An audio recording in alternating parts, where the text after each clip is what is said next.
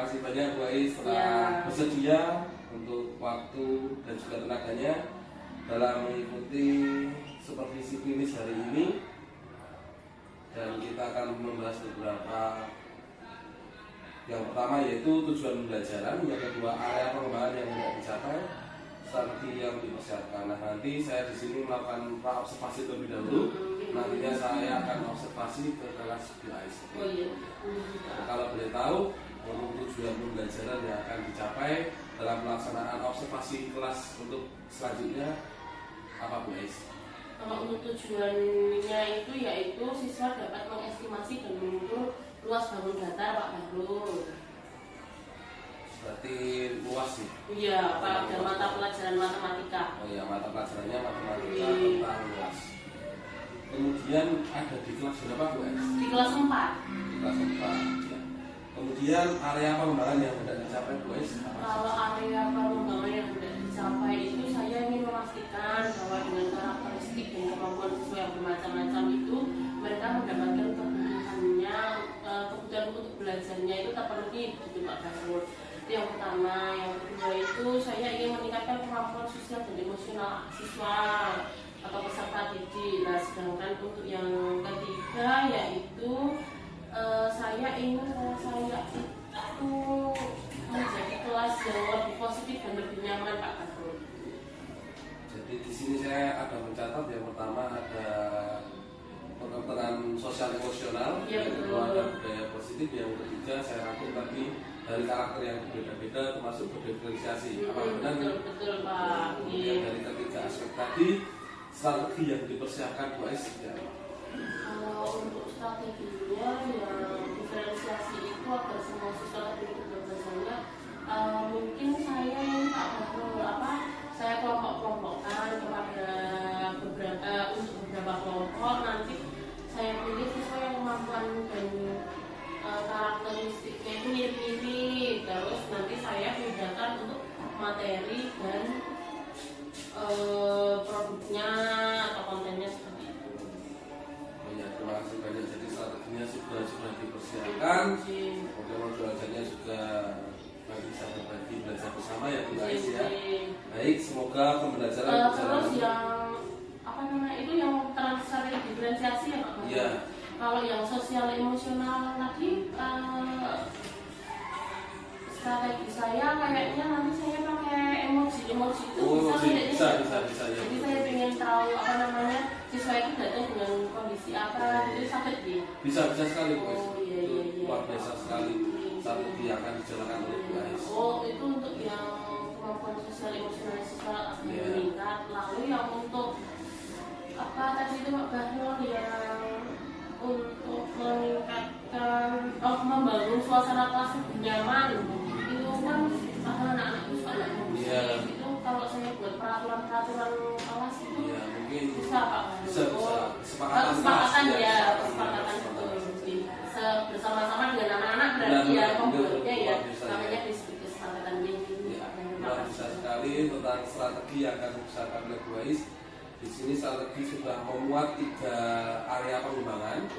Ada pembelajaran sosial emosional, ada juga pembelajaran berdiferensiasi dan budaya positif yang akan dilaksanakan saat observasi besok. Nah, kemudian terima kasih banyak Bu Ais untuk bagaimana Bu Ais merasakan seluruh rencana ini. Apakah ada area yang masih perlu dikembangkan atau disesuaikan atau sudah cukup? Kayaknya untuk strategi itu awalnya itu dulu ya Pak Bahrul. Lebih berjalan nanti dievaluasi lagi mungkin di bareng-bareng sama Bahrul ya. Kita belajar bersama Bu Ais. Baik, semoga pembelajaran Bu Ais berjalan lancar. Saya mungkin akan mengobservasi sesuai rencana dan nanti kita akan diskusikan dari hasil observasi pada lanjutan pada sesi pasca observasi bersama Bu Ais. Ya, bagaimana perasaan Bu Ais tentang percakapan observasi pada pagi hari ini? Saya juga jadi lebih tahu Pak Bahrul apa solusi-solusi apa saja yang untuk kelas saya gitu. Jadinya saya juga bersemangat untuk mengajar besok. Semangat Bu Ais. Ya, terima kasih. beliau masih banyak telah meluangkan waktunya dan tenaganya serta pikirannya. Terima kasih Kak Badrul. Assalamualaikum warahmatullahi wabarakatuh.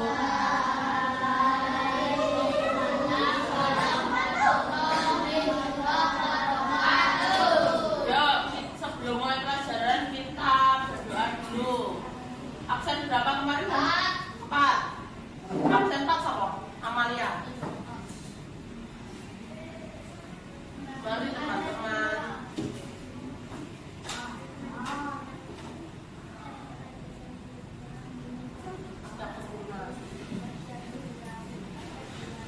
Kelas.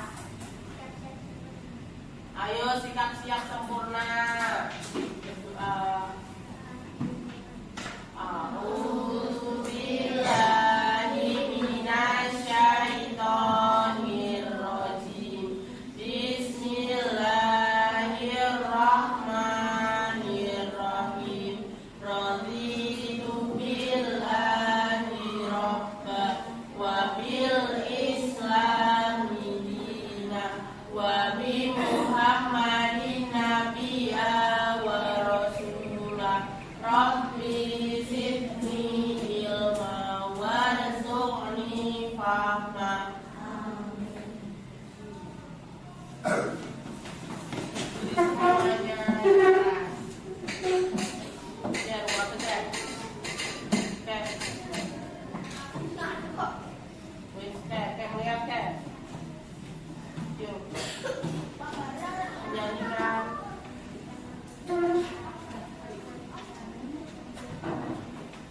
Indonesia tanah airku, tanah tumpah darah.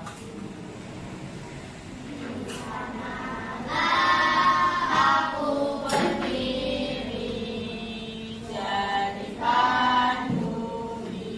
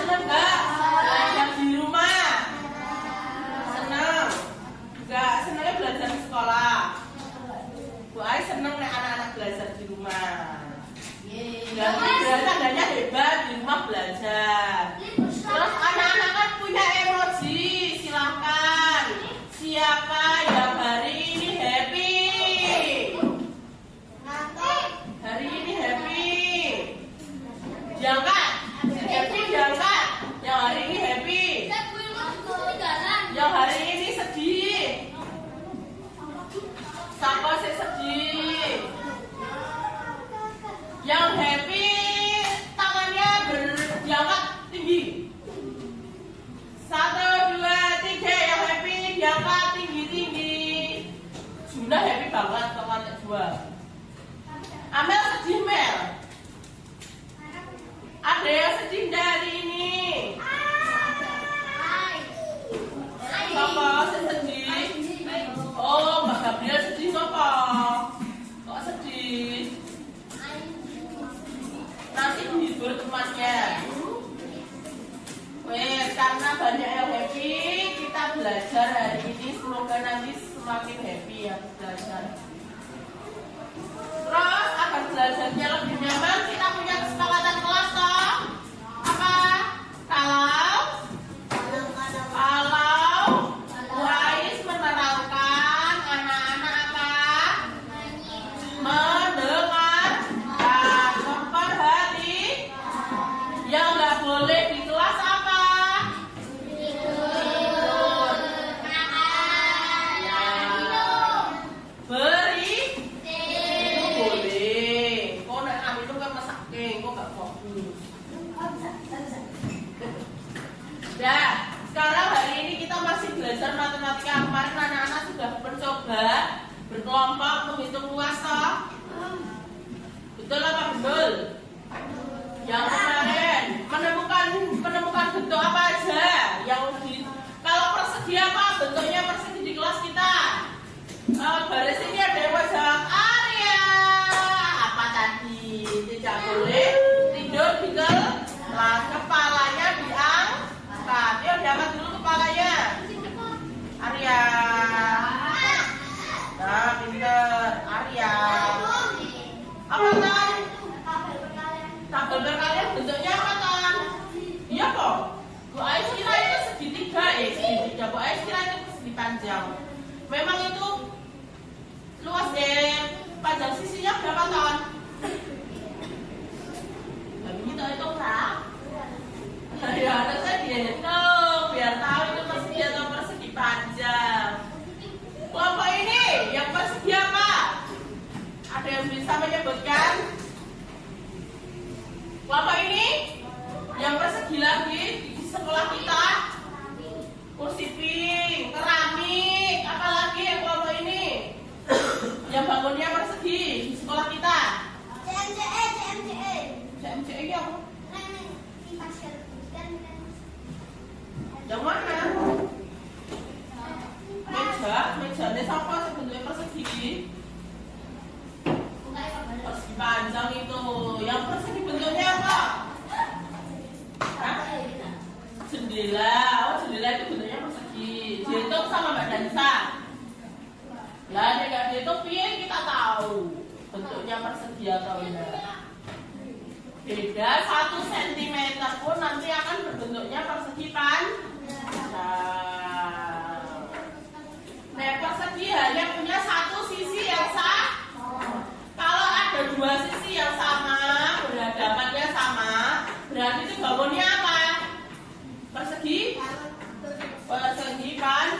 Nah, materi kita hari ini adalah pengukuran luas bangun datar satuan baku. Kemarin anak-anak sudah menghitung pakai satuan tidak baku, pakai buku, pakai uang, pakai kertas lipat. Dan sampai pembelajaran hari ini yaitu peserta didik dapat mengukur panjang dan benda menggunakan satuan baku dan dapat menentukan hubungan antar satuan baku panjang. Mereka dapat mengukur dan mengestimasi luas dan volume menggunakan satuan tidak baku dan satuan baku berupa bilangan cacat. Kalau tujuan pembelajaran hari ini yaitu melalui kegiatan menyimak video pembelajaran, peserta didik mampu mengukur dan mengestimasi luas menggunakan satu satuan baku berupa bilangan cacat dengan tepat.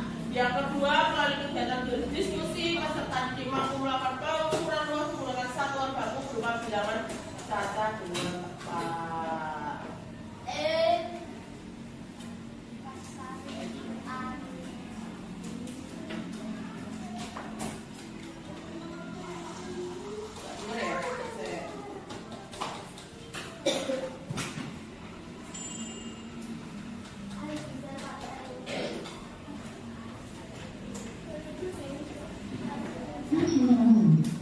Second round, long email.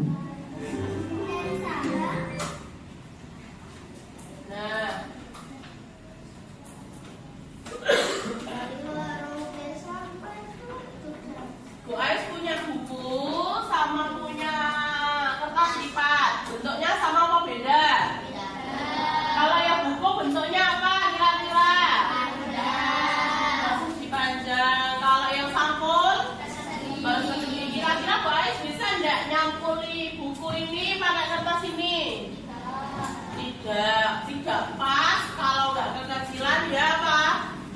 Kebesaran harus dipotong karena bentuknya berbeda.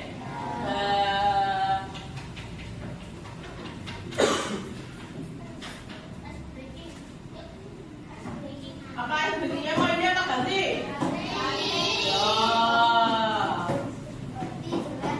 Apa?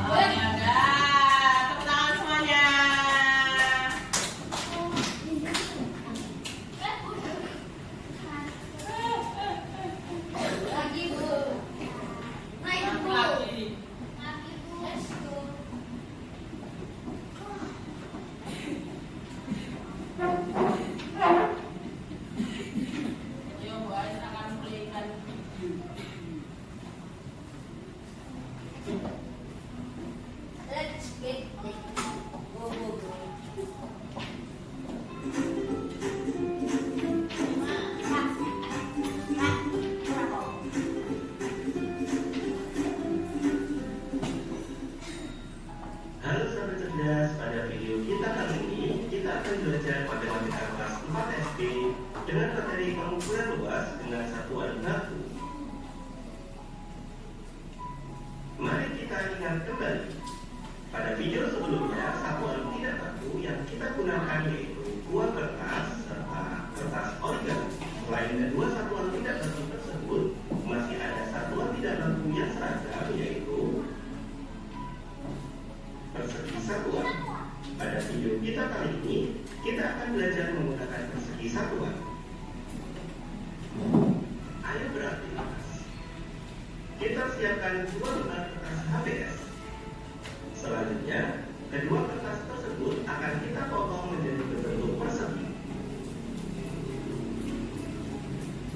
Selanjutnya, kertas yang pertama kita akan lipat menjadi 4 bagian. Sedangkan pada kertas yang kedua kita akan lipat menjadi 16 bagian.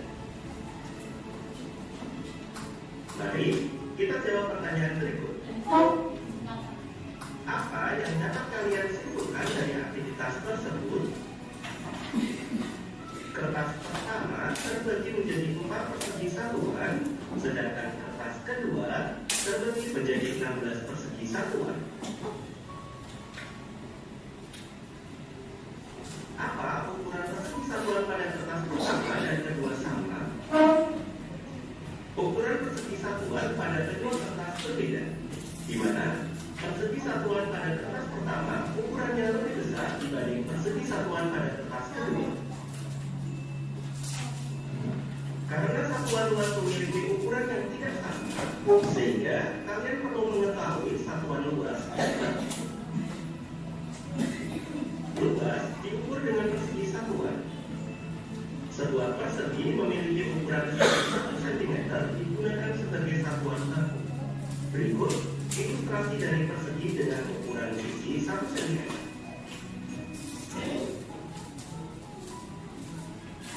Luas persegi dengan sisi masing-masing 1 cm adalah 1 cm dikali 1 cm sama dengan 1 cm persegi. Persegi satuan dengan luas 1 cm persegi disebut dengan satuan baku. Selanjutnya, satuan apa yang digunakan untuk menghitung luas yang lebih besar? Untuk mengukur luas yang lebih besar, misalnya lapangan bola, dapat menggunakan persegi satuan dengan sisi 1 meter. Berikut ilustrasinya persegi satuan dengan panjang sisi 1 meter. Luas persegi dengan ukuran sisi 1 meter adalah 1 meter dikali 1 meter sama dengan 1 meter persegi. Ukuran persegi satuan dengan luas 1 meter persegi juga termasuk satuan baku. Bagaimana hubungan satuan luas yaitu cm dan meter? Perlu kalian ingat berikut ini. 1 meter sama dengan 100 cm atau 100 cm sama dengan 1 meter. Berikutnya, 1 meter persegi sama dengan 10.000 cm persegi atau 10.000 cm persegi sama dengan 1 meter persegi. Selanjutnya, ayo mencoba. Yang pertama, tentukan luas daerah berikut dengan sama dengan menggunakan persegi satuan dengan luas 1 cm persegi. Ada dua gambar, gambar pertama dan gambar kedua. Kita akan hitung luas kedua gambar tersebut. Maka, pada gambar yang pertama terdiri dari persegi satuan 1 cm persegi sebanyak 13. Maka, luasnya adalah 13 cm persegi. Sedangkan pada gambar yang kedua terdiri dari persegi satuan sebanyak 13. Maka luasnya juga 13 cm persegi. Jadi, kedua luas daerah tersebut sama, yaitu 13 cm persegi, walaupun kedua daerah tersebut memiliki bentuk yang berbeda. Yang kedua, gambarlah sebagai bentuk pada bidang berikut dengan luas 9 cm persegi. Jika setiap sisi persegi adalah 1 cm persegi, maka dapat kita gambar pada bidang berikut dengan luas 9 cm persegi sebagai berikut. Pertanyaannya, apakah hanya bentuk seperti itu yang luasnya 9 cm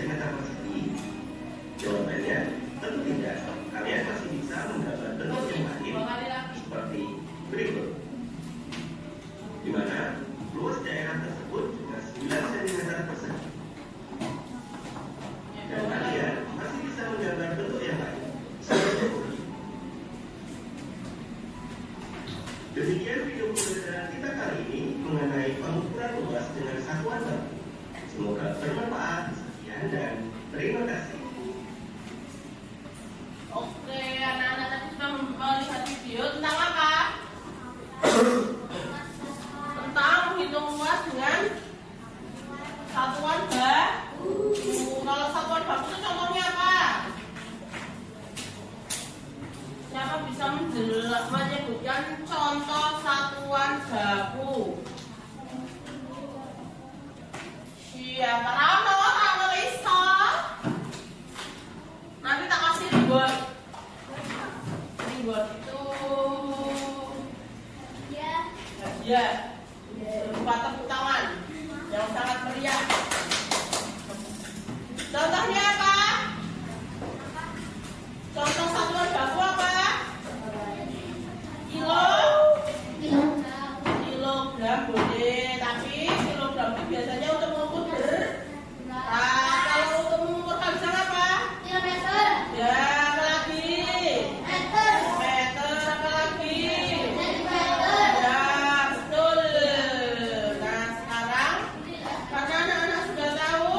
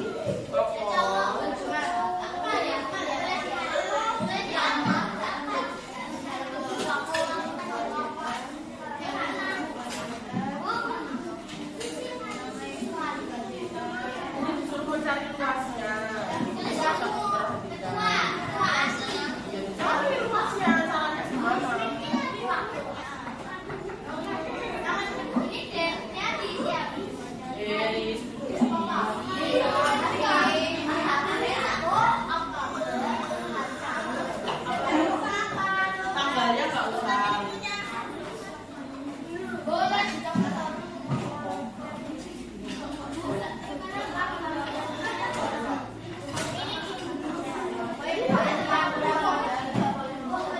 Ada yang perlu HP S nggak?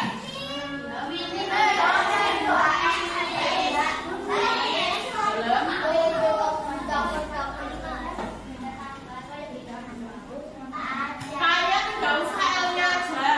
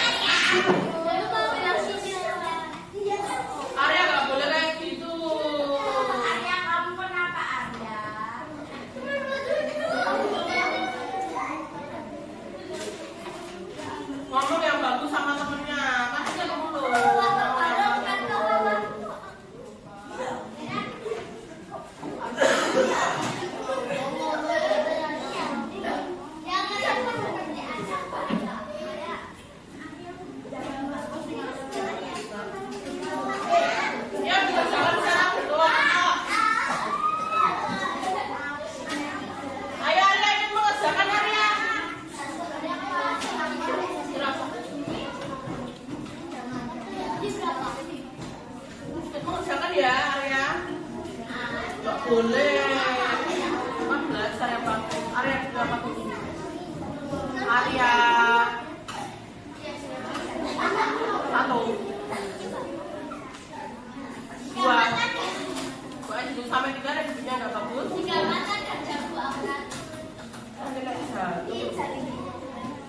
Itu tidak usah dihiraukan ya.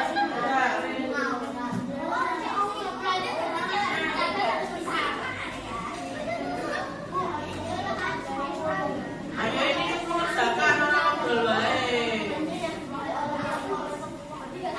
Itu tidak lihat ada kalian. Satu orang untuk bisa ngitung semua bisa menghitung. Ayo hitung, nggak boleh lihat ada kalian.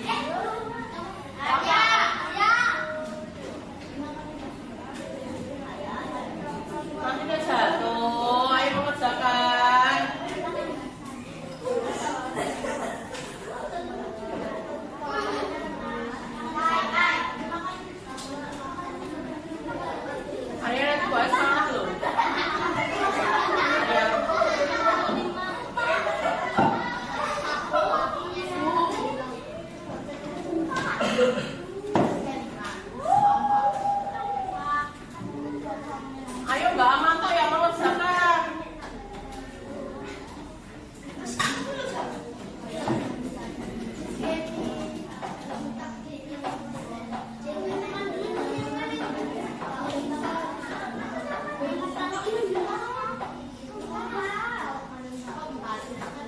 Nomor 2 Fadila yang mengerjakan. Nomor 3 Rafa. 4 Amer. 5 Ariana ini.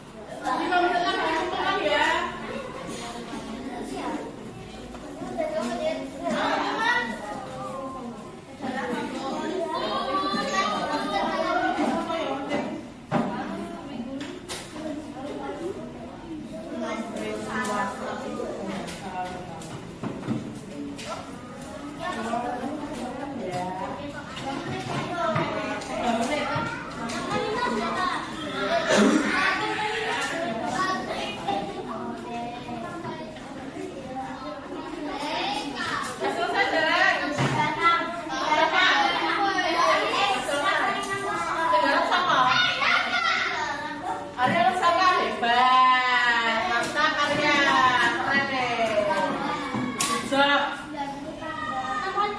Bilang apa Arya? Tas dulu. Tas lah. Kau pakai kepala, tas kau pakai tangan. Tas. Tas. Iya, udah kena. Harus cepat. Coba sekali lagi. Hebat.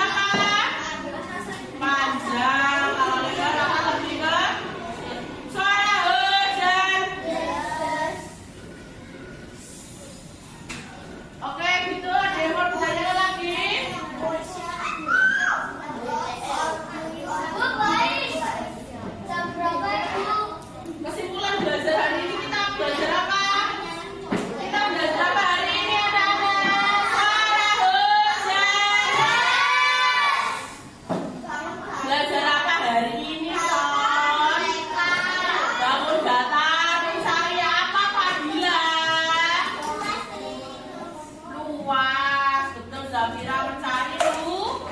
Dengan satuannya gimana? Satuannya baku apa tidak baku? Baku. Tadi anak-anak menemui satuan apa aja? Sentimeter, ada apa lagi? Milimeter, ada yang lainnya, Mbak? Cuma dua itu ya, sentimeter dan milimeter. Oke. Gimana perasaannya setelah pembelajaran? Tadi happy, sekarang tambah happy atau tambah pusing? Tambah pusing tapi happy gak? Happy ketemu temennya? Pak Bahro gak happy? Lah ngapa bahasanya Pak Bahro? Kegiatan apa yang paling anak-anak sukai? Oh, hari ini pekerjaan apa yang paling anak-anak sukai? Pas ditanya pakai emoji, pas membuat kesepakatan kelas, pas mengerjakan, atau pas apa? Apa pas ngobrol sama temennya? Pas apa ngobrol? Apakah anak-anak dalam pembelajaran ini mengalami kesulitan? Ya, angkanya terlalu besar. Ya nggak apa-apa ya. Oke. Sekian ya pembelajaran tentang luas dan bangun datar menggunakan satuan baku hari ini. Kita lanjutkan pembelajaran selanjutnya. Wassalamualaikum warahmatullahi wabarakatuh. Assalamualaikum Mbak Ais. Waalaikumsalam Pak Bahro.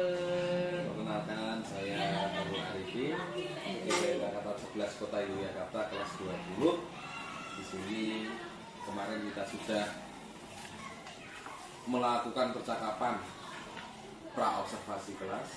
Kemudian sekarang kita akan melaksanakan pasca observasi.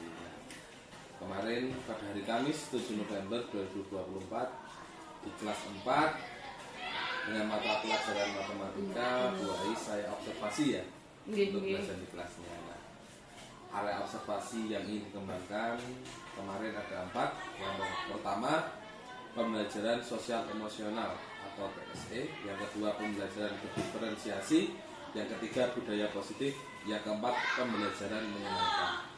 Dari observasi yang dihasilkan semuanya ada. Jadi catatan yang pertama yaitu PSE-nya, ice breaking juga ada, kemudian ada slip emojinya, kemudian yang kedua pembelajaran berdiferensiasi. Kemarin dikelompokkan berdasarkan kemampuan, soal dan tugas juga disesuaikan. Pembelajaran langsung bisa digunakan misalnya mengukur luas lapangan.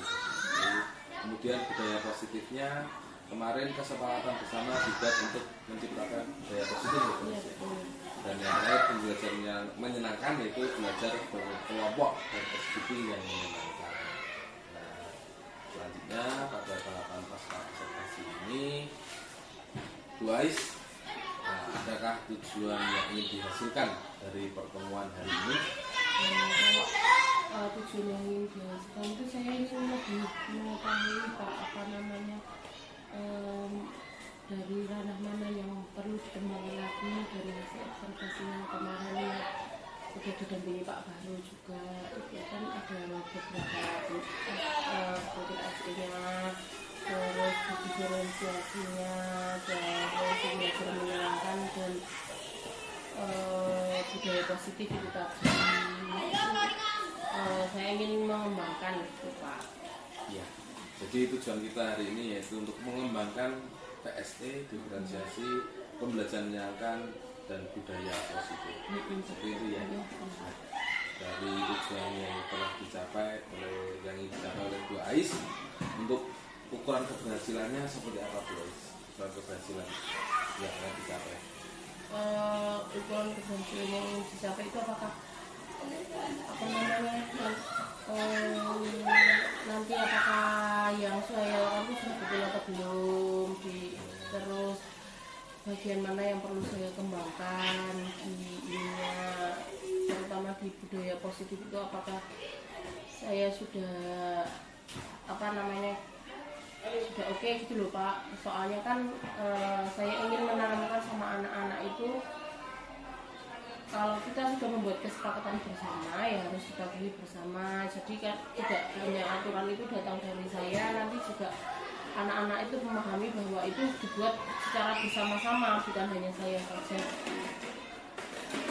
Jadi transparansinya bagaimana anak-anak bisa mengetahui kalau itu kesepakatan dua bersama, direncanakan bersama, kemudian suasana kelasnya juga ini juga budaya positif itu ya, Bu Ais ya. Nah, kita fokuskan dulu pada tahapan sesi ini, kita akan fokus kepada yang mana terlebih dahulu, Bu Ais. Yang budaya positif berarti ya Pak. Jadi fokus tujuan kita yaitu tentang budaya positif. Kemudian yang paling penting dari budaya positif menurut Bu Ais itu apa?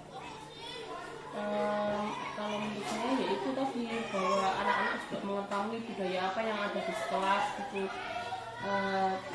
Budaya itu tidak hanya datang dari guru tapi juga itu dari hasil pemikiran anak-anak sendiri. Dari hasil pemikiran anak-anak sendiri kan terpisah, tidak dipaksakan gitu. Anak-anak juga harus tahu konsekuensinya kalau dia tidak mematuhi budaya yang ada, kesepakatan yang ada itu apakah nanti konsekuensinya apa untuk mereka, seperti itu. Jadi tidak hanya datang dari guru tapi juga hasil pemikiran dari anak-anak juga supaya lebih mendalami, masuk ke dalam hatinya mereka. Oh ya, aku tuh harus gini, soalnya nggak gini nanti gimana. Jadi hal yang paling penting dari budaya positif menurut saya yaitu tentang anak sadar akan apa yang telah disepakati bersama. Iya. Nah, dari yang disebutkan tadi, adakah hambatan yang dirasakan saat ini, Bu Ais? Kalau hambatannya itu, misal kita udah buat kesepakatan bersama di kelas, nah nanti itu kadang ada 1-2 anak yang lupa seperti itu, terus kadang saya juga sebagai wali kelas itu karena memang ada mungkin anak-anak melanggar karena ada kondisi tertentu, terus bagaimana memahamkan pada siswa yang lain, seperti kalau kalau di kelas itu harus pakai sepatu.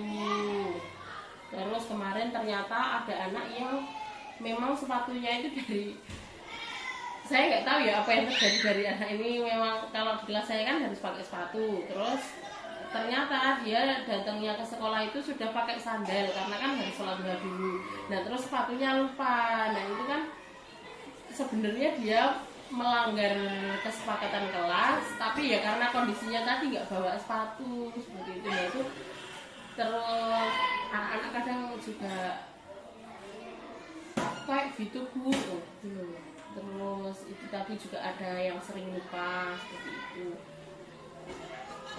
Sering lupa, perlu diingatkan lagi maksudnya.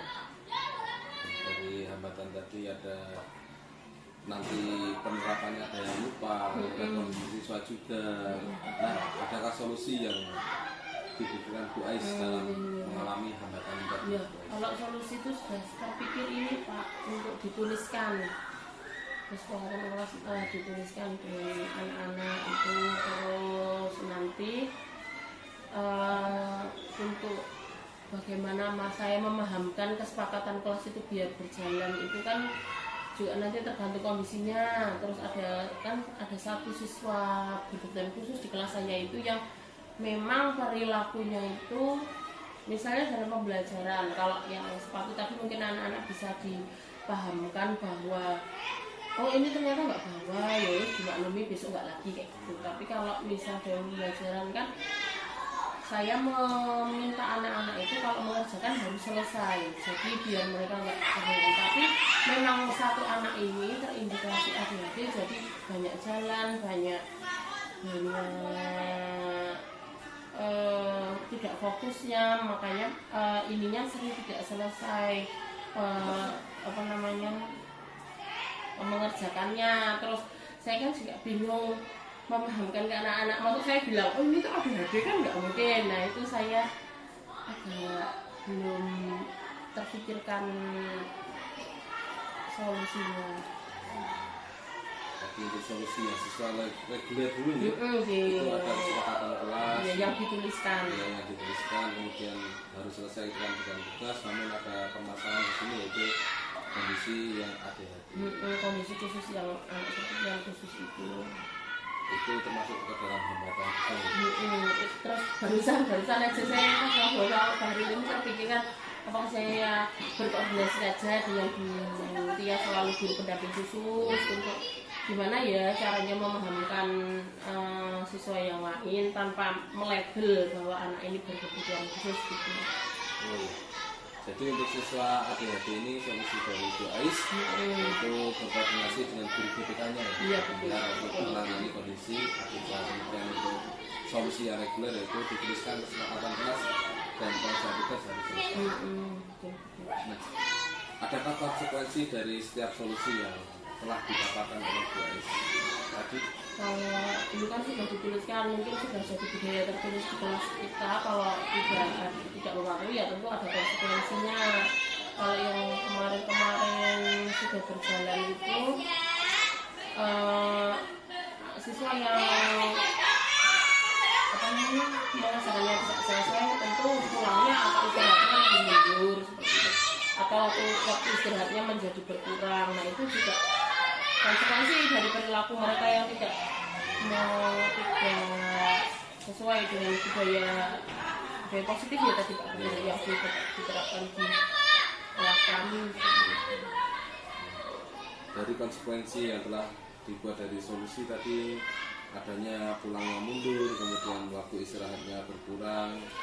Nah, dari skala 1 sampai 10 berapa Bu Ais dalam usaha yang telah disampaikan Bu Ais tadi itu untuk mencapai budaya positif itu di skala 1 sampai 10 skala berapa Bu Ais untuk saat ini? Kalau yang untuk penerapannya yang aplikasinya di kelas itu setelah saya baru itu naik ke 8 ya Pak, yang darinya 6, 7 seperti itu.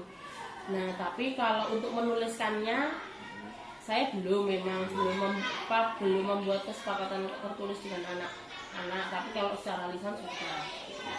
Terima kasih banyak. Jadi dari sebelum observasi sampai sekarang ada naik ya. Dari sebelumnya belum menggunakan budaya positif, sekarang sudah budaya positif dari angka 6 sekarang menjadi angka 8. Kemudian untuk belum membuat catatannya saja. Nah, jadi setelah belum membuat catatan, prioritas yang akan disiapkan untuk mencapai tujuan Bu Ais dalam budaya positif itu apa? Gimana tadi Pak? Untuk prioritas yang mana dulu yang akan dicapai Bu Ais? Yang tadi dalam pembelajarannya anak-anak. Iya.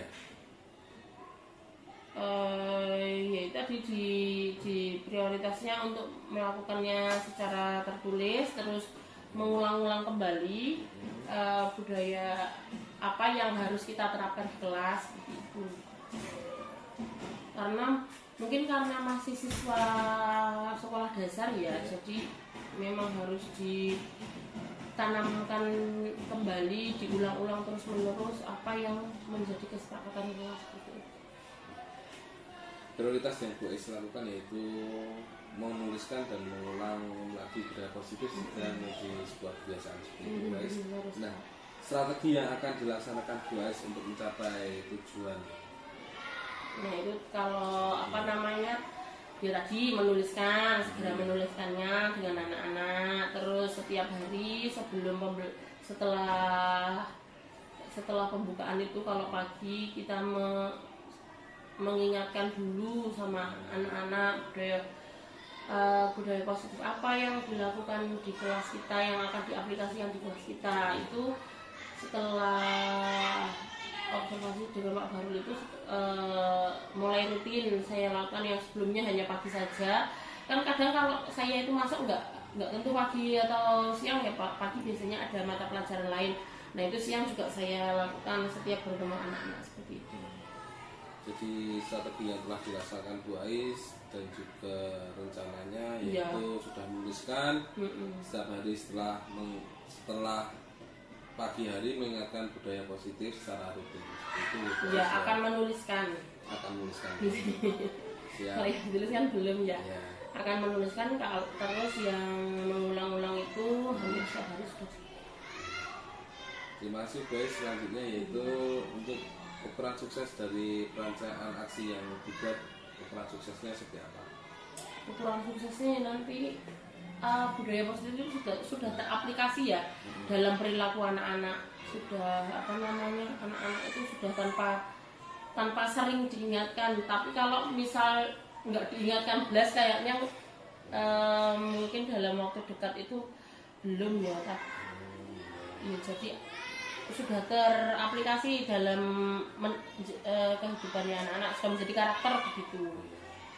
Jadi ukuran suksesnya itu budaya positif sudah menjadi karakter yang melekat di dalam kelasnya Bu Ais seperti itu. Nah, tadi menyampaikan ada hambatan ya. Antisipasinya dalam mengatasi hambatan seperti apa Bu Ais? Antisipasinya dalam hambatan itu yaitu tadi mengingatkan, diingatkan setiap bertemu, diingatkan budaya positif apa yang dikembangkan, dilakukan di kelas kita, terus apa konsekuensi, diingatkan konsekuensinya apa. Konsekuensinya kan bagian dari kesepakatan juga ya. Kesepakatannya apa? Oh iya. Terima kasih. Jadi dalam mengatasi hambatan tadi ada beberapa ya, seperti konsekuensi yang telah disepakati bersama seperti itu. Nah, selanjutnya kesimpulan dari sesi kerja kita hari ini apa guys? Oh iya, itu tadi saya tadi saya mau menuliskan untuk mengembangkan budaya positif tadi, menuliskan budaya positif apa yang kesepakatan kelas apa yang disepakati di kelas kita sama konsekuensinya. Terus mengingatkan, saya itu sering mengingatkan untuk kesepakatannya tapi kadang lupa konsekuensinya itu lupa. Tadi setelah ngobrol baru jadi ingat konsekuensinya tuh kadang saya nggak ingatkan apa gitu. Mungkin kalau konsekuensinya saya ingatkan juga itu lebih baik lagi. Jadi sampai hari ini budaya positif dapat direlasikan dengan mau menuliskan budaya positif di kesepakatan kelas, di kelas, kemudian menuliskan konsekuensi yang ada dan juga mengingatkan kesepakatan kelasnya apa sama konsekuensinya. Tadi rencana juga sudah. Terus sama ini yang untuk anak berkebutuhan khusus tadi kan akan koordinasi dengan budaya selaku GPK. Jadi rencananya itu menuliskan budaya, kesepakatan kelas, konsekuensinya dengan ABK dengan bekerjasama dengan guru GPK. Iya. Itu kesimpulannya. Jadi Bu Ais sudah dapat menemukan solusinya sendiri dari percakapan kita hari ini. Ya, kemudian komitmen apa yang akan dibuat Bu Ais untuk menjalankan rencana aksi ini? Komitmennya ya itu dilakukan. Terus saya juga akan belajar lagi tentang bagaimana cara membentuk karakter anak-anak itu dengan melalui kesepakatan kelas ini. Karena memang kalau kesepakatan kelas ini diulang-ulang terus nanti akan terbentuk karakternya anak-anak. Jadi komitmen yang akan dilakukan Bu Ais yaitu dilakukan secara terus-menerus, akan belajar lagi, kemudian konsekuensi dan juga sharing dengan guru-guru yang sudah senior, saya rasa juga akan membantu sekali. Betul sekali, berarti yang terlibat pun ada guru-guru yang lain juga. Apakah ada yang lain yang terlibat dalam proses aksi yang akan direncanakan Bu Ais ini? Biasanya saya juga koordinasi dengan guru-guru yang senior yang sudah lebih lama ngajar, terus dengan guru penggerak yang ada di sekolah kita. Terus saya juga sering saya baru gitu tentang ya itu saya ngasih ilmu dari mana. Masuk ilmu dari mana? Berarti banyak sekali di sini yang terlibat, ada guru, rekan sejawat. Terus sama guru kepala juga biasanya kan juga memberi setiap Jumat koordinasi dengan kita. Oh ya, jadi yang terlibat ada guru, kepala sekolah, rekan sejawat, warga sekolah ketika komil hari Jumat. Nah, terima kasih banyak Bu Ais. Kapan kita akan mengadakan tindak lanjut dari sesi kita hari ini? secepatnya Pak Bahrul. Secepatnya. Perlu tanggal pastinya enggak? Secepatnya. Secepatnya lagi besok. Oh besok. Lusa Iya. Besok atau lusa nih. Iya. Nah, terima kasih Juwais. Bagaimana perasaan Juwais pada hari ini? Lebih apa namanya sedikit tercerahkan apa yang harus saya lakukan itu apa namanya seperti tadi mengingatkan kembali tentang anak tentang konsekuensinya, terus menuliskan, terus berkoordinasi dengan guru pendamping khusus, terus belajar dengan rekan-rekan senior yang lain juga. Nah, terima kasih. Di sini Bu Ais sudah menemukan solusinya sendiri dari permasalahan yang ada Bu Ais. Iya. Saya sangat apresiasi. Saya juga belajar banyak dari Bu Ais Ya, pada saya juga kesempatan belajar coaching banyak hari dari ini. Kemudian apakah ada hal lain yang ingin ditambahkan? Kalau hal lain kayaknya budaya positif Oh ya, untuk itu sudah cukup. Berarti kita sudah selesai. Terima kasih banyak Bu Ais. Setelah saya juga belajar dari Bu Ais tentang bagaimana mengelola kelas dan mengelola murid yang berbeda-beda dari ABK juga. Ya. Terima kasih banyak atas ilmu yang telah diberikan Bu Ais. Jadi saya juga terima kasih sama Pak Bahrul sudah menggali potensi saya Ya. dengan ngobrol-ngobrol ini. Terima kasih. Mohon maaf jika saya banyak salah Bu Buat Ais. dan Pak Bahrul ya Ya, sampai sama-sama. bertemu kembali Ya. di sesi selanjutnya. Ya, siap.